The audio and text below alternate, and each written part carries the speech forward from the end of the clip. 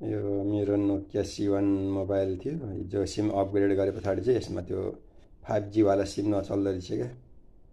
लगभग अलमोस्ट अब यो आउट अफ ट्र्याक भएको। राम्रो राम्रो थियो, 2टा सिम कार्ड लाग्थ्यो यसमा है, चट्टै यसको 2टा सिम लाग्छ यस्तो खालको। तर यो सिम राख्ने चाहिँ यो बाँकी छ अड्किने, अनि खास उने नहुने अड्केर।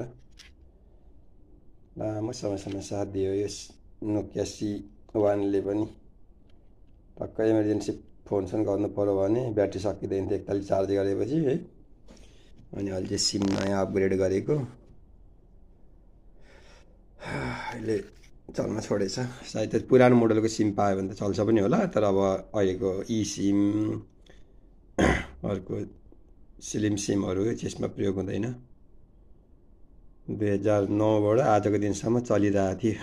अनि यो मेरो झोलामा चाहिँ मोबाइल जहिले पनि भइरहन्थ्यो।